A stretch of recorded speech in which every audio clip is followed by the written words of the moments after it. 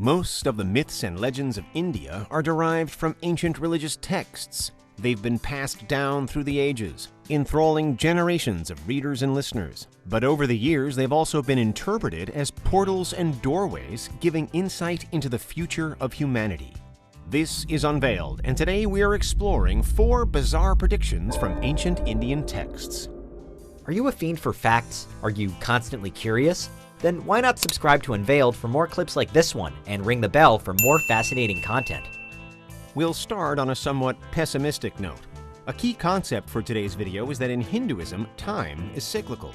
Each cycle lasts 4,320,000 years and is comprised of 4 great seasons or yugas: Satya Yuga, Treta Yuga, Dvapara Yuga, and Kali Yuga.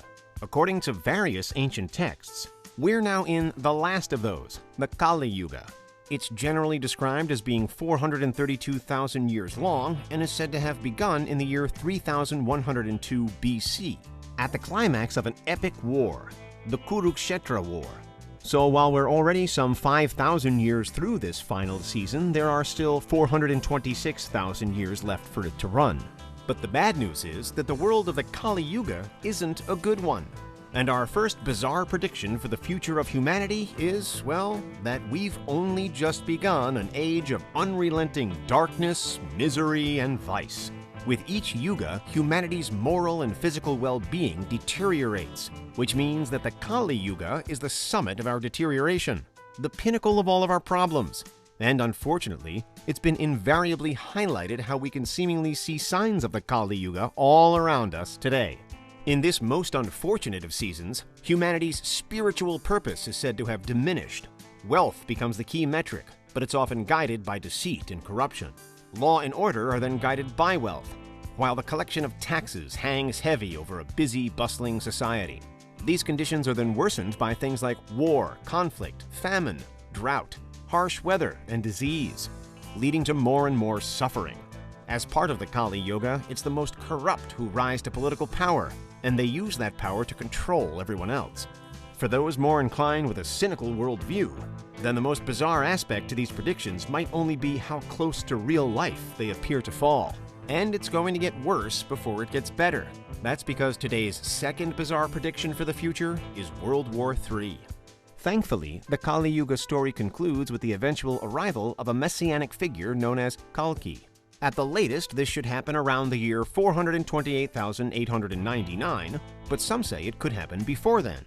It's said that Kalki, the 10th and last incarnation of the god Vishnu, will one day bring the cycle of yugas to an end, refresh the seasons, and move us back to the first yuga, the Satya Yuga, which should be a golden age. It's just that between now and then, it's predicted that rampant corruption, poverty, greed, hatred, and intolerance will have utterly deprived humanity of its soul, and World War III could be the endgame for all of those issues. While the great Kalki's arrival does have the upside of bringing this nightmarish time to an end, it's also said that it will happen only following a great war. A war vast and devastating enough that it will leave the world in total ruin. And today, most onlookers agree that World War III will do exactly that. Most texts stop short of going into great detail about what the war could look like, and most don't suggest that it's coming tomorrow. But it is coming, and when it happens, humanity will have perhaps reached its lowest ebb. Of course, we know that human history is already strife with war, conflict, and suffering. But we also know that, somewhat ironically, some wars have served as a means toward technological advancement as well. And in Hindu mythology, wars have often been portrayed in this way, wherein they too feature the use of imaginative machines and contraptions. One such machine, the Vimana, particularly stands out as it appears to be a prediction. Today's third prediction toward modern-day spaceflight and propulsion technology. The ancient Vimanas were machines piloted by the gods. They came in all shapes and sizes and were multi-use, made for land and sea as well as for space travel. References to them have been found in many ancient texts, including the Hindu epic Mahabharata, and another more contemporary text, the Vimanas Shastra. One particular passage in the Mahabharata, for example, provides a description of the Vimana that's reminiscent of jet propulsion, referring to them, quote, radiating light and carrying a, quote, deep rumbling sound. The Vimanas Shastra also includes similar references, indicating, for instance, that the Vimana propulsion was enabled by the use of rotating gyroscopes of electricity and mercury, in what's essentially a vortex engine. Importantly, the Vimanas Shastra was penned less than 100 years ago, so it can by no means be considered an ancient text. Plus, a 1974 study of it carried out by the Indian Institute of Science found that the crafts detailed within it were unfeasible and were much more closer to fictional steampunk flying machines than real life. Nevertheless, this hasn't stopped theorists from listing it as the last in a long line of works that seemingly preempt the engines, systems, and machines developed by the likes of NASA ever since the 1950s. But finally, Hindu scriptures touch on many more cosmological concepts too, not just space travel. The legend of Revati, found in the Vishnu Purana text, for example, provides the basis for today's fourth bizarre prediction, that humanity and the world is shaped by time dilation. It's estimated that the Vishnu Purana was composed between 1,100 and 2,200 years ago, and yet it includes within it a mode of thought more in tune with Albert Einstein and 20th century science. In the story, Revati is the daughter of King Kakudmi, a descendant of the sun god Surya. Believing that no human is worthy enough to marry his daughter, Kakudmi takes Revati to seek counsel with the god Brahma the creator.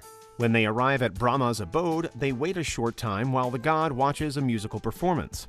Then, when they explain the situation to him, and when Kakudmi requests that a suitable partner be found for his daughter while presenting a short list of candidates, Brahma laughs. He explains that time isn't the same across different levels of existence. So, within the short time that Kakudmi and Revati had awaited his counsel, 108 yugas, that's more than 100 million years, had passed on Earth. Which means that every suitor on Kakudmi's shortlist will have died long ago, as well as all of his and Revati's friends, family, and everyone they'd ever known. Returning to Earth, Kakudmi and Revati marveled at the incredible changes that have taken place on their home planet during what had seemed a brief visit to Brahma. And again they bear witness to the shocking extent of humanity's regression, having been away from it for so long. But regardless of how humanity may have fared, the central concept here is literally millennia ahead of its time.